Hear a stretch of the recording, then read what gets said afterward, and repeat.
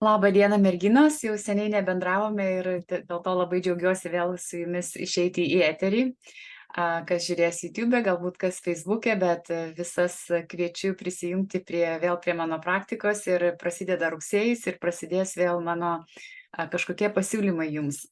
Taigi norėjau pakalbėti apie neurografiką, nes man tai yra labai smagi praktika ir žinau, kad gaunu iš jūsų individualių visokių žinučių ir norėjau atsakyti į keletą klausimų, taip daugiau sistemingai ir tiesiog paaiškinti, kaip aš dirbu ir kaip aš naudoju neurografiką ir ką aš galiu pasiūlyti jums ir kaip pagerinti jūsų gyvenimą, palengvinti kažkokį sprendimus, problemų sprendimą ir šiaip kaip praktikuoti neurografiką toliau pačioms. Tai aš perjungsiu kamerą, nes noriu pasidalinti pirmiausiai kai kuriais piešiniais ir paaiškinti, kas tai ir kaip, nuo ko jie, kaip pasakyti, nuo ko pradėti piešti ir kaip apskritai sukategorizuoti ir suvokti piešinius. Tai aš labai trumpą ekskursą padarysiu savo darbų ir pirmiausia, tai ką noriu parodyti, tai išmetimo algoritmus. Tai yra pirmasis algoritmas, kurį mes mokomės neurografikos bazinėme kurse ir paprastai nuo kurio pradedame piešti. Tai čia mano yra vieni iš pirmųjų piešinių, kuriuos noriu parodyti, kaip aš piešiau ir kad jūs nebijotumėt, ypatingai tos, kurios naujokės, nebijotumėt pradėti ir nebijotumėt rodyti savo piešinių, ar jie gražus, negražus, nes iš tikrųjų pirmi piešiniai visada būna tokie šiek tiek, atrodo tarsi neužbaigti. Bet kuom jie ypatingi šitie išmetimo algoritmas, kad tai yra toks terapeutinis iš tikrųjų algoritmas, kuris padeda atsikratyti kažkokio negatyvo, kažko, ko mums nebereikia, kad mes ateitumėm į kitokios būsenos, kur galėtumėm jau modeliuoti ir matyti kažkokią tai sprendimą ateitį arba kitokią realybę. Tai pradedam todėl nuo šitų išmetimo algoritmų ir juose čia nesimato, bet yra toks išmetimas linijos ir jos yra gražiai užbaigiamos, užglaistomos ir čia yra galbūt toks psichologinis dalyvauja momentas, kad mes transformuojame pradinį įspūdį į visai naują įspūdį piešinio. Ir kai keičiasi piešinėje tas įspūdis užsifiksuoja, tiksliau pokytis to įspūdžio užsifiksuoja ir mumyse irgi tuose neuronų mūsų sluoksniuose. Tai va taip atrodo išmetimo algoritmas, jisai darosi per išmetimą ir po to tas išmetimas yra transformuojamas. Ir mes šito algoritmo mokomės bazinėme kurse ir todėl nuo jo reikėtų pradėti. Ir šiaip siūlyčiau šitą algoritmą, galbūt jūs kažkur mokėtės, jeigu nepraėjote kurso, galbūt jūs kažkur mokėtės nemokamai, pas kažkas jums kažkur parodė, pamokė, bet tai yra, kadangi tai yra psichologinis piešimas, aš vis dėlto siūlau bent jau kažkiek prisiliesti su profesionalo tokiu supervizija, kadangi kaip pasakyti, kadangi psichologinėme piešime dalyvauja psichologiniai procesai ir juos reikėtų bent jau žinoti pagrindus, ką piešti, ko nepiešti ir taip toliau. Nes ateina pas mane nemažai į privačias sesijas, ateina merginų, kurios kažkur su kažkuom papiešė ir tuomet mes žiūrime, nagrinėjim piešinius ir taisome tokius nepageidaujamus procesus piešinėje, kurie lieka.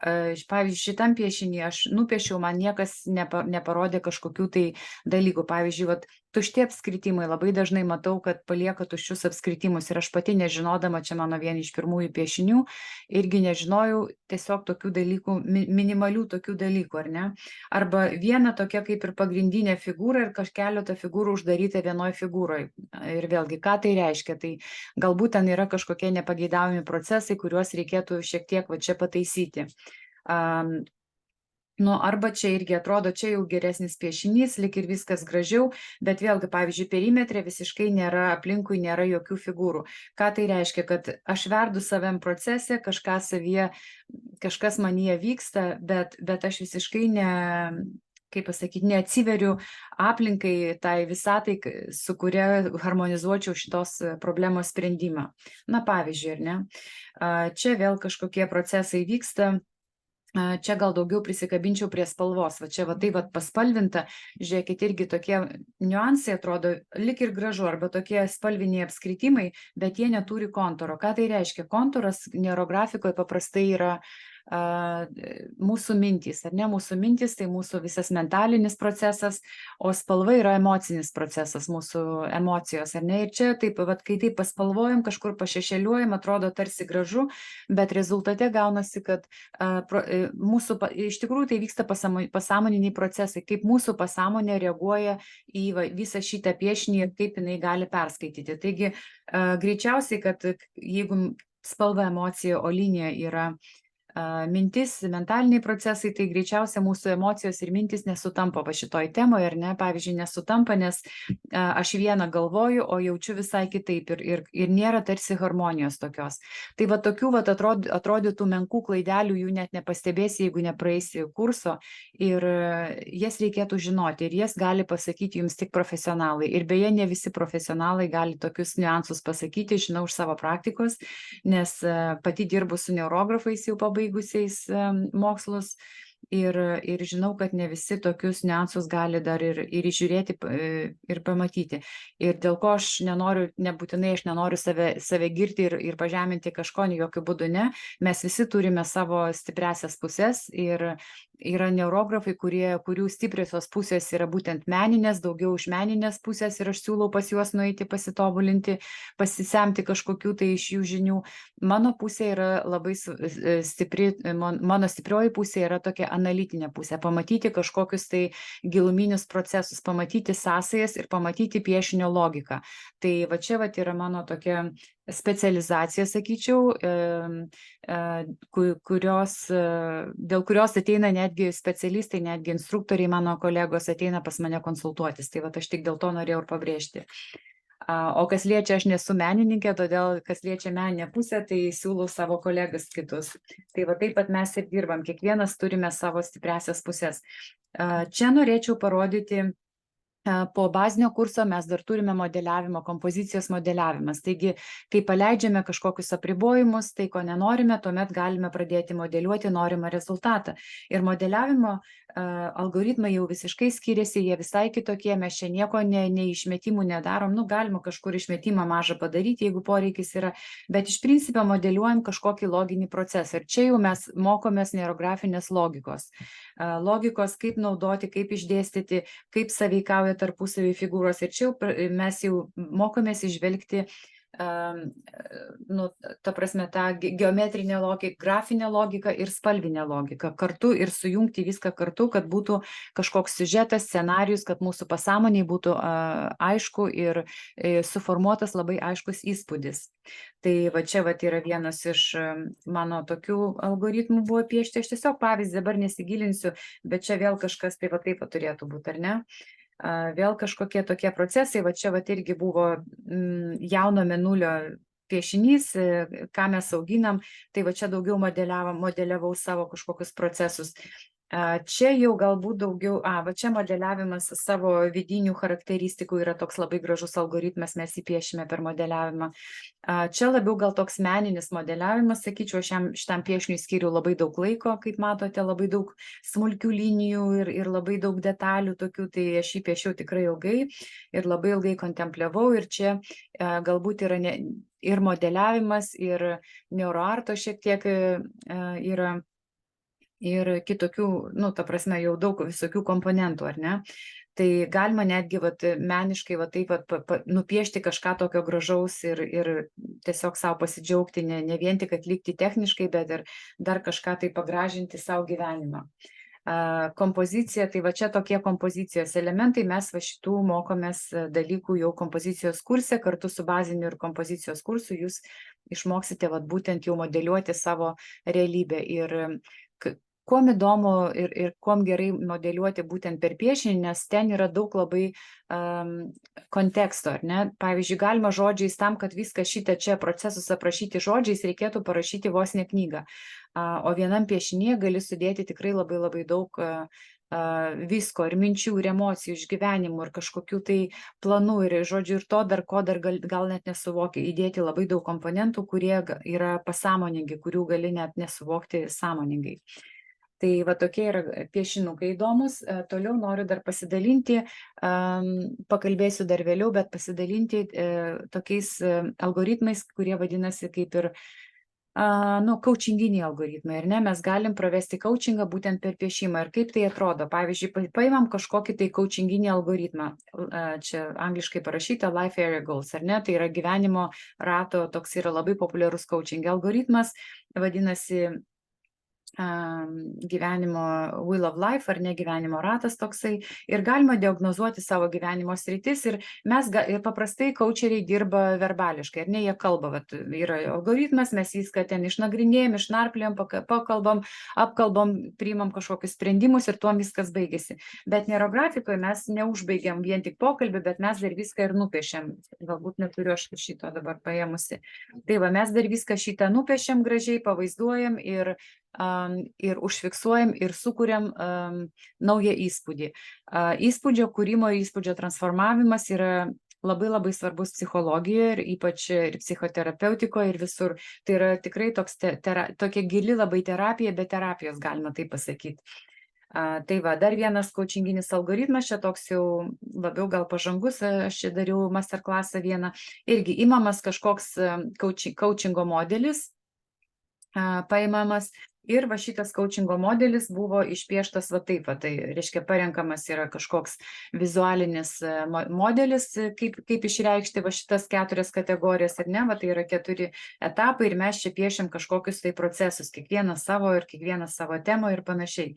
Bet coachinginiai algoritmai, jie būtent va tokie yra šiek tiek kitaip, jie labiau struktūruoti, jie galbūt labai panašus yra į kompozicijos modeliavimo algoritmus, bet iš principo kompozicijos modeliavimas vyksta tuomet, kai aš turiu kažkokią tai temą, kažkokį tai tikslą ir man reikia tą tikslą nupiešti, tai tada aš modeliuoju savo temą. Coachinginiai algoritmai tai jau kai yra kažkokia koncepcija yra sukurta, kažkokia yra koncepcija ir prie tos koncepcijos per tą koncepciją mes jau žiūrim į savo temą. Tai vat galbūt toksai skirtumas. Tai va, bet iš principo labai panašiai kaip modeliavimas, nes mes modeliuojam tą koncepciją, kurią nagrinėjame. Va čia labai gražus yra konceptualus algoritmas, modelis, tiksliau coachinginis. 5 etapų mes jį kažkada tai aš jį siūliau, mes piešiame, žinau, čia dar vienas irgi buvo labai gilus ir labai ilgas 2 ar 3 valandų coachingo sesija mano buvo išpiešta labai įdomi, čia vėlgi toks tai procesas gražiai apipavydalintas. Ir kodėl mes siekime dar to estetinio pasitenkinimo neurografikoje? Aš neseniai dalinausi išleista knyga Brain on Art, vadinasi Brain on Art, jinai tik angliškai yra, kaip mūsų smegenys, reiškia, reaguoja ir kas vyksta su mūsų smegenim, kai mes susiliečiam su menu, su kažkokiu, su grožiu, su estetika. Tai va čia tie principai irgi dalyvauja neurografikoje, ne, mes susiliečiam su ta estetika, su to grožiu ir davedam visus sprendimus, padarom juos gražiais, estetiškai, nes mūsų smegenys yra taip sutvertos, kad tai, kas mums gražu, mes priimam, mes tikime, tai yra teisinga, tai yra mums priimtina ir mums lengviau iš tikrųjų priimti tuos pokyčius. Tai čia irgi labai svarbus yra komponentas neurografikos, kuris galbūt reikėtų jį labiau dar išreikšti ir paaiškinti. Tai va, čia buvo irgi coachinginis algoritmas, gali atrodyti, mes piešiam piramidę, tai yra įsivaizduojat piramidės, pavyzdžiui, Maslow piramidė arba Dilso piramidės yra vienos iš pagrindinių coachingė, tai va čia viena iš Dilso piramidę mes piešiam ir čia va buvo coachinginis procesas, reikėjo daug rašyti ir daug visko išsigryninti. Ir dar vienas coachinginis algoritmas čia laiko ir, prasme, kažkokie mano tikslai ir laiko juosto ir aš planuoju savo būtent taip grafiškai. Tai ir dar paskutinę kategoriją noriu dabar pakalbėti, tai yra neuroartas. Kas yra neuroartas? Neuroartas iš tikrųjų Piskariovas vadina neuroartu, bet iš tikrųjų turėtų tiksliau vadintis neurographic art, neurografinis menas.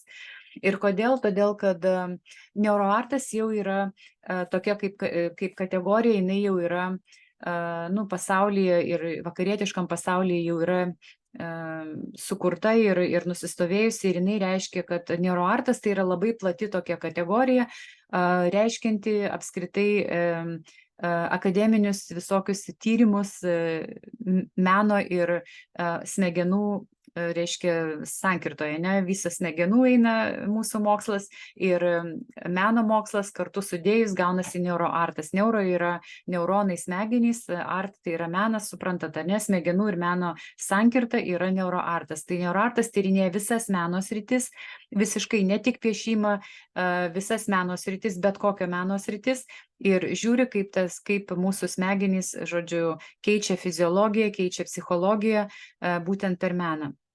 Taigi neurografika galbūt priklauso neuroartui kaip viena iš mažų kažkokių tai metodų, bet Piskariovas nusprendė, kad noriu vadinti neuroart, gal dėl to, kad trumpiau, bet realiai, jeigu tai liečia neurografiką, tai iš tikrųjų turėtų vadintis neurographic art.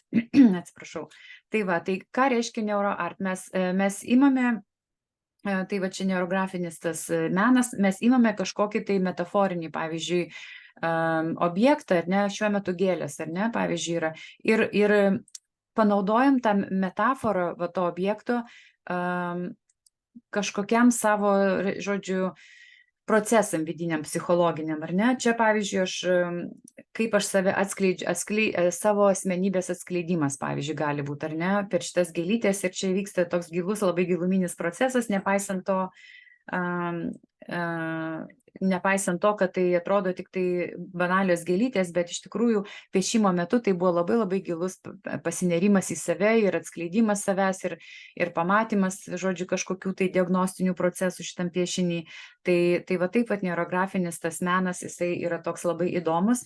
Čia vėl kita metafora yra lietaus, dangaus metafora, ar ne, mes čia sodinam kažkokius tai savo sėklytės, kažkokius norus, projektus ir tam, kad jie išeitų išaugtų, vėlgi pasinaudojam lietaus metaforą. Šitas algoritmas vadinasi neirodožd rusiškai arba neurolietus, irgi labai populiarus įdėstomas specialisto kurse. Toliau yra neuromedis, irgi yra labai populiarus, mano vienas iš mėgstamiausių metaforinių algoritmų neuromedis, tai piešime šaknis, ar ne, ir galima jį dėti labai daug įvairių tokių koncepcijų sampratų, nes, tradiciškai tai čia esu aš, mano ego, mano charakteris, čia yra mano šaknis, mano fundamentas, žinios ir panašiai, čia yra mano norai, projektai ir vaisiai ir panašiai. Ir piešia neuromedį ir pinigams, ir sveikatai, ir projektams, ir kam tik tai norit, galim panaudoti šitą neuromedžio metaforą. Tai va taip pat veikia metaforiniai šitie algoritmai ir jie priklauso galbūt daugiau neurografinio arto, neurografinio meno tokiai atšakai. Toliau va čia irgi iš neuroarto tokia mano sugalvotas piešimas, taip neurografinių linijų pagalba mes užpildome tinklą, padarome tokį tinklą, kuriame ieškome po to, ištraukiame iš savo pasąmonės kažkokią savo žinutę per atpažįstamus objektus. Ir čia vyksta atvirkščiai, pavyzdžiui, neurografikoje tradiciniai pagal algoritmą mes niekada nepiešiam atpažįstamų objektų ir tam yra priežastis, aš labai detaliai dėstau tą kursą. O čia yra atvirkščiai, čia yra visiškai kitas procesas, čia yra ne pagal algoritmo žingsnius, čia mes piešiam tiesiog visai kitas procesas. Aš jau dalinausi su šituo algoritmu, bet tiesiog noriu parodyti, kad irgi yra tokia galimybė. Ir aš čia gaunu savo kažkokių atsakymų žinučių, pavyzdžiui, duodu savo temą kažkokią, tai man labai svarbu išsigryninti kažką, gauti atsakymą kažkokį ir aš noriu realiai pamatyti atsakymą per kažkokias metaforas, ar ne? Čia galbūt panašiai kaip darbas su metaforiniam kortom, jeigu kas nors dirbat ar ne, ir norisi kažkaip praplėsti savo matymą, ištraukti kažkokią žinutę iš pasąmonės, tai per metaforinės kortas labai gerai tą padaryti, arba per tokį metaforinį piešimą galima tą padaryti irgi. Tai va, ir dar paskutinį norėjau pasidalinti, vienas iš tokių irgi eksperimentų mano, sveikatingumo, paėmė savo nuotrauką ir čia mes piešėme visas savo, reiškia, tas liaukas, hormoninės liaukas organizme ir kiekviena iš jų čia buvo suporinta su biogeometrija, biogeometriniam energetinio judėjimo figūrom, ta prasme, čia irgi nenoriu dabar gilintis, gal kažkada pasiūlysiu webinarą šitą temą, bet irgi va toks piešinys išpieštas ir, pavyzdžiui, šitas piešinys, jau kadangi čia yra energijos judėjimo duoti šitie algoritmai, va šitos figūrėlės, jos ir mano nuotrauka, ir kadangi čia buvo procesas toks gilus prapieštas, visa kita, tai šitas piešinys jis yra iš tikrųjų skleidžiantis tam tikrą vibracinę, kaip pasakyti, healingo energiją, net tam tikrą turi pakrovimą kažkokį tai sveikatingumo, ir galiu pasakyti, kad šitas piešinys buvo fantastiškai efektyvus, po jo tikrai buvo labai tokie ženklus kažkokie tai pokyčiai pozityvūs, tai mane labai nustebino va šitas suporinimas su biogeometrija. Ir kažkada dar sakiau, kaip minėjau, dar pasidalinsiu, nes tikrai nustebino gilis ir nustebino šito suporinimo rezultatas. Tai va. O dabar pasidalinsiu, dar noriu parodyti porą slaidų ir pasidalinsiu dar labiau konkrečiau, kad suprastumėt labiau struktūruotai, apie ką aš čia dar kalbėjau. To jau parodysiu jums kažką tai. Minutėlę. Aha. Tai va, tuoj dar sekundėlę noriu hide floating, va čia. Aha. Pažiūrėkite ekrane šitą slaidą, ar ne, ir čia matote neurografiką. Neurografika, kas yra apskritai, vat, apie ką aš kalbėjau, dabar dalinausi savo piešiniais ir galiu pasakyti dabar, vat, žodžiu, pasižiūrėti konkrečiai per visą neurografikos tokią padaryti santrauką. Tai pradedam nuo metodo, viršų dešinėje, ar ne, yra pats metodas ir jį įeina teorija ir aktyvai jie vadinasi, bet taisyklės iš tikrųjų, tai yra linijos vedimo taisyklė, apvalinimo taisyklė, žodžiu piešimo, tai kai kurios taisyklės yra ir pati teorija, po to yra piešimo principai, kaip mes piešiame, tai yra ta abėcėlė vadinama neurografinė figūrų. Ir yra bazinis algoritmas. Bazinis algoritmas tai yra 8 žingsniai, pagal kuriuos mes atliekame neurografinį piešinį. Tai vat, jeigu yra išpildyti va šitie piešimo principai ir bazinis algoritmas, tai tas piešinys jau vadinasi neurografiniu piešiniu. Jeigu bazinio algoritmo nėra išpildyta, žodžiu, ir piešimo principai ne visi išpildyti taip, kaip pagal taisyklės, tai tokio piešinio mes nevadinam neurografiniu, bet jeigu ten yra kažkokių tai pasisemtų neurografinių elementų, tai mes galim pavadinti tai kaip neurografinį meną, neuroartą tiksliau sutrumpintai. Tai turėkite minty, kad vat, pirmiausia yra metodas, ant kurio pastatytas neurografinis piešimas. Ne visi piešiniai vadinasi neurografiniai, bet tik tai tie, kurie turi bazinį algoritmą ir išlaiko taisyklių, principinės taisyklės neurografikos. Toliau sekantis žingsnis neurografikos, žodžiu, yra principiniai algoritmai, tiksliau konceptualūs algoritmai, iš kurių tuomet išeina visi kiti algoritmai ir metaforiniai, ir kontekstiniai, coachinginiai algoritmai. Tai jų yra iš viso 9. Vienas yra išmetimo algoritmas, kurį mes mokomės bazinėme kurse. Antras yra kompozicijos modeliavimo algoritmas, kurį mes mokomės modeliavimo kurse. Toliau yra neurospalva.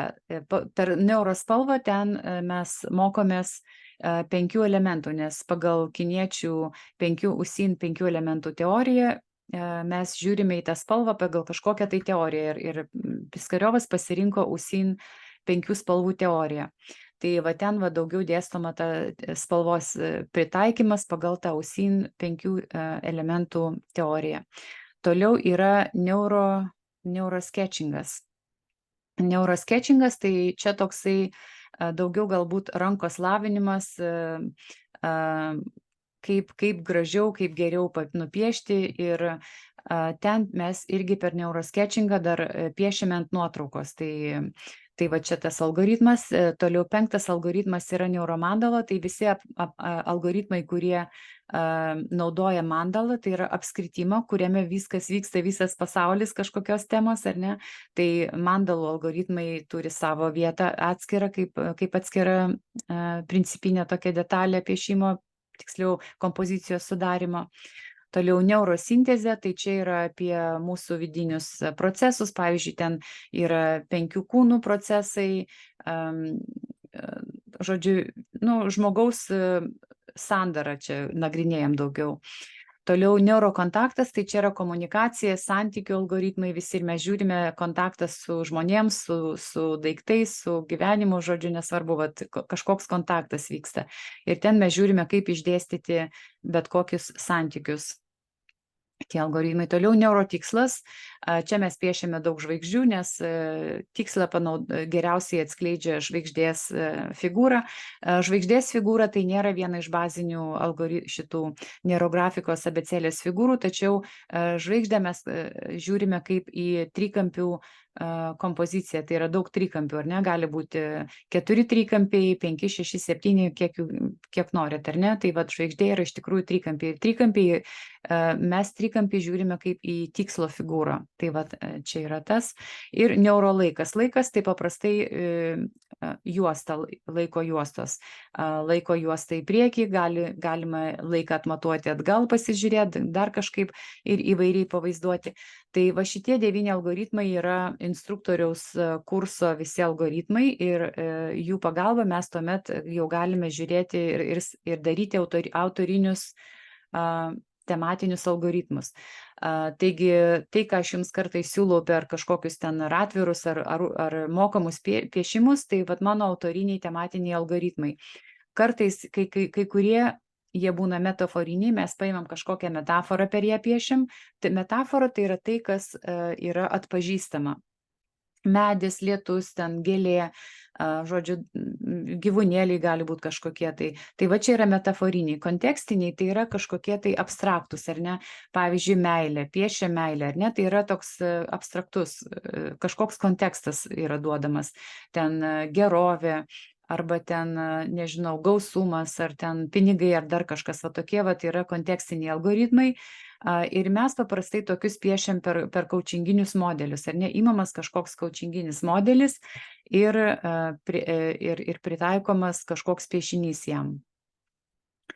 Tai tai čia yra tokia neurografikos praktika. Ir tuomet 4 punktas šitas kairėje viršuje, pati praktika, kaip jinai atrodo. Tai yra jūsų asmeninis procesas vyksta, ar ne? Vyksta asmeninis procesas, jūs turite tame procese dalyvauti. Nes neurografika tai yra tokia praktika, kuri reikalauja dalyvavimo. Ta prasme, tai yra praktika. Tai nėra toks pasižiūrėjimas kažko, tai tiesiog yra praktika, kurioje reikia dalyvauti. Ir yra jūsų asmeninis procesas. Toliau yra jūsų asmeninės temos. Tai nepaisant to, koks algoritmas bebūtų, vis viena jūs piešite savo asmeninę temą, savo asmeninės problemas, skausmus, norus, viltis ir panašiai. Jūs dirbate su savim. Ir toliau yra asmeniniai rezultatai. Tai yra mūsų tos intencijos, ketinimai visi, ar ne, jie turi duoti kažkokius rezultatus. Tai kokius mes irgi dirbame su rezultatais, ne tik tai su problemom, bet jau modeliuojame rezultatus, ar ne. Tai čia irgi labai svarbu darbas su asmeniniais rezultatais ir kaip juos toliau ne tik modeliuoti, bet ir stebėti, žiūrėti ir būti atsakingais už tuos rezultatus ir juos priimti. Tai šitas čia dešinėje viršuje, toks sumažintas kvadratas, tai čia yra tai, ką aš čia rodžiau viršui. Tiesiog pakartoju tą patį, kad galbūt būtų aišku, apie ką čia aš kalbu, nes toliau dabar noriu pristatyti savo asmeninę savo praktiką. Kad galbūt naujokės, kad žinotumėte, ką aš galiu pasiūlyti, ką aš siūlau šiuo metu ir ko galima iš manęs tikėtis, ką aš galiu duoti, kiek tai kainuoja, labai svarbu, nes kad tiesiog sutrumpinti jums tą kelią iki manęs, iš karto parašau labai aiškiai, kad čia nėra jokių paslapčių, aš kainų nekaitalioju kasdieną, žodžiu, pas mane jos yra fiksuotos jau seniai, nepaisant infliacijos galiu pasigirti, kad kainų nepakėliau kursam, tai žinau, kad mano kolegės ima daug daugiau, kurios jau rimtai dirba. Tai norėjau tiesiog, man svarbu, kad ši praktika būtų prieinama visiems, kurie jos nori, kuriems reikia šitos praktikos, kurie nori piešti, nori progresuoti, nori modeliuoti savo gyvenimą, nori prie to prisiliesti ir man labai svarbu, kad ateitų mokytis pas mane, mokytis kokybiškai, atsakingai, sąžiningai, žodžiu, kad aš žinočiau, aš būčiau rami, kad jūs gaunate tikrai kokybišką informaciją ir man svarbu, kad ta informacija būtų prieinama finansiškai. Tai žiūrėkite, dabar aš kalbėjau apie tą metodą, algoritmus ir praktiką. Tai kaip tai atrodo mano asmeniniai praktikoje, ką jūs galite gauti iš manęs. Aš siūlau bazinį kursą ir modeliavimo kursą. 2 kursai, jie yra apjungti į vieną. Aš anksčiau siūliau juos atskirai, bet po to sujungiau, todėl kad tai yra tokie neatskiriami etapai. Nes praėjus bazinį kursą jūs gaunate taip, jūs gaunate metodo pagrindus ir gaunate pirmojo algoritmo visą bazę, ar ne? Tai yra bazinį algoritmą ir išmetimo algoritmus. Ir jūs iš tikrųjų gaunate apribojimų paleidimo tokį fundamentą, ar ne? Jūs jau tada galite dirbti su savo apribojimų paleidimais ir toliau, žodžiu, jau atsistojate į tokią neutralią zoną, iš kurios galite startuoti į savo tikslus. Nes žiūrėkite, kas vyksta, jeigu jūs pirmiausiai nepašalinate apribojimų, bet iš karto einate į norus ir tikslus ir jie po to neišsipildo arba gaunate ne tai, ko norite, todėl kad tikslus planuoti reikia jau būnant neutralioj arba pozityvioj zonoj. Yra ta minusinė zona vadinama, jeigu jūs iš minusinės zonos kažko tai sieksite, tai jūs sieksite kaip kompensacija ir gali tai atrodyti tarsi nesaugu, nes tie apribojimai, ta minusinė zona, tie apribojimai kažkokie, jie ne šiaip savo yra, jie yra tam, kad mus apsaugoti nuo kažkokių grėsmių ir tam, kad savo pasąmonėje pasakyti, kad tas man jau negrėsia ir tas man nebaisu ir man nereikia mane saugoti nuo šito. Mums reikia su tuo susitvarkyti, kad mes galėtumėm būti neutralioj zonoje, kad tuomet jau galėtumėm planuoti kažką tai naujo, pozityvaus.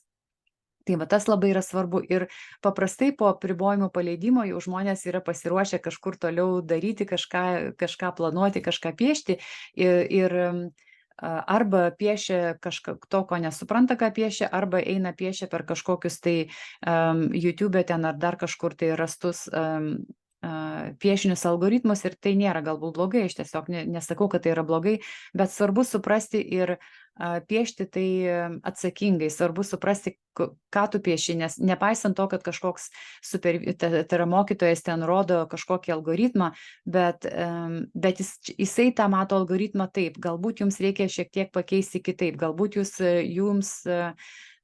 jūsų nuojauta galbūt jūs veda šiek tiek kitaip ir jums reikia kitaip, todėl tam, kad suprasti, ar jums tai yra priimtina, teisinga ir kažkaip padaryti taip, kaip jums reikia suprasti neurografinės logikos pagrindus, ar ne? Tai modeliavimo kurse mes labai detaliai nagrinėjom tą visą neurografinę logiką.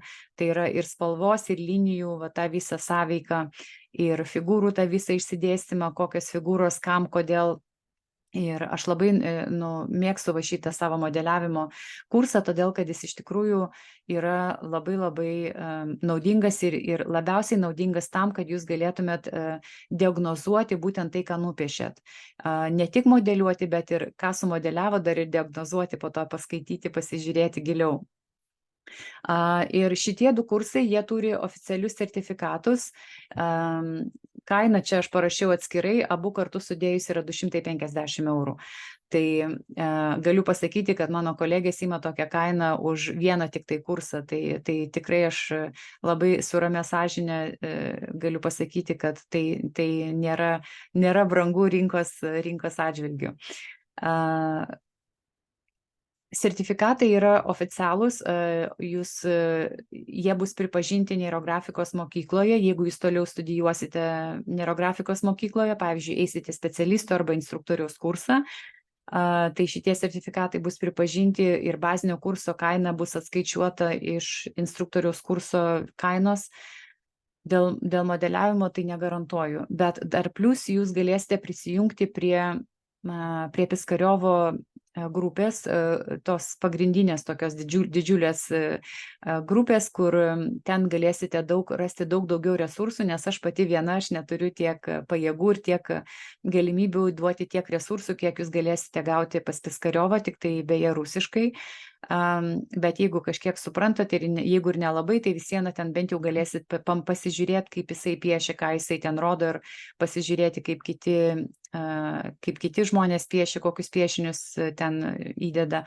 Tai va. Tai bus tokia galimybė, žodžiu, sertifikatai bus oficialūs. Toliau apačioj, matote, bus mano asmeninė praktika, individuali praktika. Tai ką aš siūlau? Aš siūlau neurografikos coachingą. Ir čia yra tikrai labai labai naudinga, 50 eurų, bet kiek aš turėjau atsiliepimų iš tų, kurios atėjo į tą neurografikos coachingo sesiją, tai atsiliepimai buvo tikrai fantastiniai, nes mes dirbame su asmeniniu rezultatu, ar ne? Kokio rezultato bebūtų, koks jis bebūtų, žodžiu, mes labai giliai išsinagrinėjom, kokią temą, kaip tą temą suformuluoti, kaip sumodeliuoti tą piešinį, kaip tas kad kuo geriau, ta prasme, kuo teisingiau išdėstyti savo tą temą ir savo tą rezultatą, ir po to po piešinio žiūrime atlikto piešinio visą tą logiką, nagrinėjam ir taip toliau. Tai čia galite, net ir nepraėję, jeigu kursą, galite ateiti pas mane, jeigu piešiate su kitais, man visiškai nesvarbu. Atsiprašau, galite, čia bet kas gali ateiti pas mane už 50 eurų ir mes praleisime valandą grinai gilindamiesi į jūsų piešinį, arba paimsim rezultatą ir nupiešime, pasimodeliuosime kažką tai labai konkretaus. Tai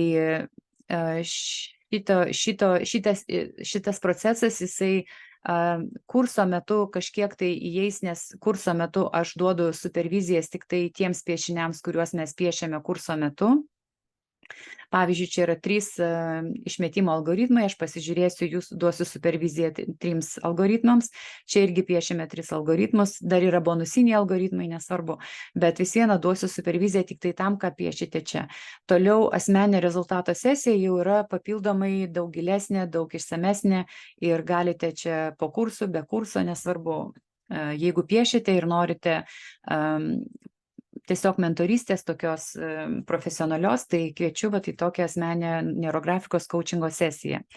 Na ir toliau čia nauja mano gyvenimo meilė, galiu prisipažinti, jau virš metų laiko dirbu su tokia gyvenimo matrica. Jinai yra rusiškas fenomenas, nepaisant mūsų santykių su Rusija, ten iš tikrųjų gyvena irgi žmonės, kurie kūrybingi ir tokie turi labai įdomių atradimų, ir va šita gyvenimo matrica jau keliauja per pasaulį ir ne tik Lietuvoje, bet per visą pasaulį jau iškeliavusi yra ir tikrai labai sėkmingai labai skina laurus, galiu pasakyti, viso, žodžiu, to psichologinio konsultavimo srityje. Kas tai yra? Iš tikrųjų, tai yra tokia karminė matrica, vėliau galbūt parodysiu jo.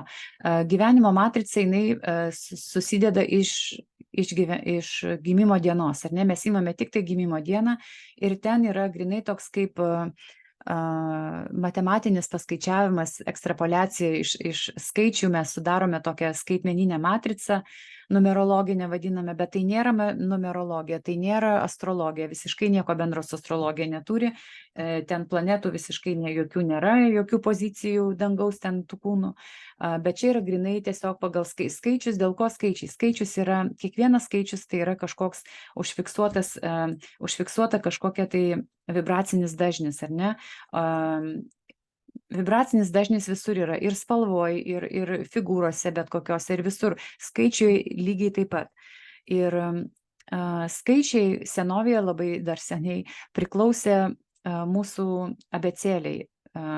Mūsų abėcėlė buvo ir skaičiuojama, ir skaitmeninė, ir žodinė, ir visa kita. Mūsų, reiškia, ta abėcėlė buvo ir skaičiai kažkada dar labai seniai. Ir jeigu imti senovinės visas tas abėcėlės, jos ne šiaip savo abėcėlės, bet jos buvo sakralinės abėcėlės, kurios turėjo sakralinės reikšmės, tai lygiai taip pat ir skaičiai turi kažkokias tai reikšmės sakralinės. Ir mes dabar juos vadiname archetipiniam reikšmėm ir panašiai. Tai ką noriu pasakyti, kad šita karminė gyvenimo matrica, jinai atspindi mūsų karminės gyvenimo pamokas. Jinai yra labai labai gili, labai tiksli ir labai išsami ir tiesiog nepakartojamai mane stebina kiekvieną kartą. Aš jau su labai daug klientų esu turėjusi karminių šitų pamokų sesiją gyvenimo matricos ir mane lygi šiol stebina, ant kiek jinai yra gili ir tiksli ir ant kiek atveria iš tikrųjų žmogui tokį labai giluminius procesus, dėl ko žmogus elgesi taip, ne kitaip, dėl ko jam gyvenimas siunčia tokias pamokas, o ne kitokias.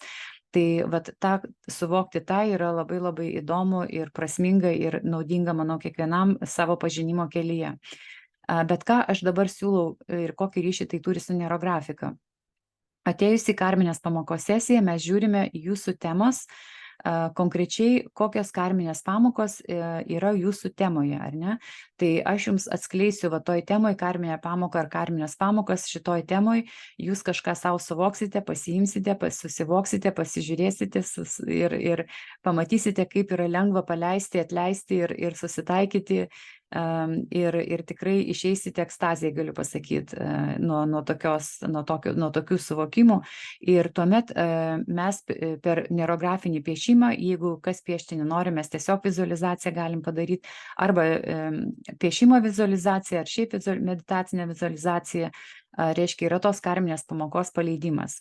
Tai tikrai nepakartojamas experiences, kaip galima pasakyti angliškai, ar ne, kainuoja 150 €, mes paprastai dirbame 1,5 iki 2 valandų ir tikrai siūlau visiems, kurie domisi savo gyvenimo va tokiu tobulėjimu gilesniam lygyje, kurie nori prisiliesti prie kažkokių sakralinių praktikų, bet nenori eiti ten pas tarologus, astrologus ar numerologus, tai va tokia karminės pamokos sesija, jinai tikrai yra, tikrai kitokia. Tuomet dar noriu paminėti karmą. Žodį karmą taip naudoju, bet iš tikrųjų neįvardinau, ką aš turiu minty žodžiu karma. Karma tai yra sanskrito žodis, iš sanskrito atėjęs, iš švedų mokymų, ir budistai labai giliai dirba su karminė šita visa koncepcija. Tai yra atmintis. Karma tai yra mūsų atmintis ir viskas, ką mes darom, galvojam, jaučiam, yra karma iš tikrųjų. Karma tai yra action reaction, tai yra mūsų veiksmas yra to veiksmis, bet tuo pačiu tai yra mūsų atmintis, visų veiksmų yra atmintis. Ir ta atmintis yra ne tik tai mūsų va šio gyvenimo atmintis, bet yra karminė atmintis, kuri iš visų mūsų praeitų gyvenimų ir mūsų tėvų, protėvių ir visų ten tų ancestral, kaip pasakyti, ancestral giminystės, mūsų giminių visų, reiškia, karma yra ta atmintis, yra mūsų genuose užfiksuota. Tai yra genetinė, mes kartais vadiname genetinė atmintis, bet čia tiesiog aš perėmiau iš savo mokytojų šaltinių pavadinimą kaip karminė atmintis, ar ne? Tai kai dirbam su karminė atmintis, jinai aišku yra begalinė, labai plati ir gili ir didelė, bet gyvenimo matrica mums atskleidžia tik tai pagrindinės aštuonius punktus tokius, ar ne, karminės atminties. Tai yra ten, pavyzdžiui, susijęs su pinigais, ten, su verslu, su mūsų ten edukacija, ten su santykiais, su dar kažkuom. Tiesiog mes jau nagrinėjame konkrečias gyvenimo sferas. Bet mums duotos gyvenimo pamokos ir jų nėra be galo daug, jos yra, mes turime kažkokias konkrečias gyvenimo pamokas, su kuriuom ateinam, tai yra mūsų kaip ir toks kontraktas sielos. Galima dar, kai kurie naudoja tą sielos kontrakto tokią teoriją, tai galima įvairiai tą pavadinti, bet iš tikrųjų yra 8 pagrindinės tokios 8 sferų karminės pamokos. Ir mes galime pasižiūrėti konkrečiai per jūsų temą, kokios karminės pamokos jums yra duotos. Ką reiškia? Tai žiūrėkit, karminės pamokos tai nereiškia, kad žmogus viskas neturi pasirinkimo. Taip nėra, dėl to, kad kuo labiau žmogus yra susivokęs, kuo labiau jis pažįsta save, tuo jam lengviau yra, kaip pasakyti, priimti tas gyvenimo pamokas su minimalia tokia skauda kažkokia, tai ar ne, su minimaliu tokiu suffering, arba kaip čia lietuviškai pavadinti, kentėjimu kažkokiu, ar ne. Kaip išvengti to kentėjimo, kaip išvengti to nesąmoningų pastovių procesų, kodėl gyvenimas man taip yra, kodėl man taip vyksta. O kai suvoki, kai supranti, kokios yra karminės pamokos, tai iš tikrųjų tada pasidaro gyventi daug linksmiau, lengviau ir tuomet tiesiog tu suvoki, ką tu turi šitam gyvenime nuveikti, kodėl tu turi tai nuveikti, kam tai reikia, ką tu už tai gausi ir panašiai. Tai dėl to žodis karma čia yra toks, jisai pakankamai platus, bet ir šiuo atveju pakankamai konkretus. Tai daugiau apie gyvenimo matricą labai mielai pasidalinsiu ateityje, nes jau noriu pradėti apie tai daugiau kalbėti ir apie tai daugiau pasakot, kadangi turiu ne tik tai teorinę bazę, bet jau turiu ir labai gilę praktinę bazę, iš kurios galiu semtis ir pasakoti ir tiesiog dalintis. Tai mano tokia praktika, jinai yra labai paprasta. Bazinis ir modeliavimo kursas yra kartu sudėtas ir kviečiu labai jį praeiti, jeigu mėgstat piešti, jeigu norit piešti ir įsisavinti neurografikos visą pagrindus visus. Toliau neurografikos coachingas, čia vėlgi yra opcija tokia, norite pagilinti, norite konkrečiai užduoti klausimus, norite kažką savo išsigryninti. Tai yra tikrai, grinai tokia asmeninio rezultato sesija. Norite rezultato, aš jums padėsiu jį suformuluoti, padėsiu jį išpiešti piešinyje ir tą piešinį galėsit pasikabinti savo ant šaldytuvo, jį kiekvieną dieną žiūrėti ir kažką jame pamatyti, pasikrauti tą energiją ir judėti aktyviai ir užtikrintai judėti link savo rezultato išpildymo. O gyvenimo matrica, tai čia yra atskiras dalykas, bet mes irgi panaudosim neurografinės žinias, neurografikos piešimo, grinai, kad tai, ką aš pakalbėsiu, pasakysiu ir jums atskleisiu, kad neliktų tai tiesiog kažkur tai užsimirštų galvoj, bet kad tai liktų įprasminta jau per piešinį į jūsų neuronų visus tuos jungtis. Tai siūlau tokią įdomią praktiką. Kaip mane surasti, tai mano yra websaitas ilonahasan.com, galite ten rasti daugiau informacijos ir kaip su manim susisiekti, arba mane per Facebooką galite rasti ir, žodžiu, buvo labai smagu ir tikiuosi pasimatysim arba kursuose, arba sesijose. Taigi, gerai, sėkmės.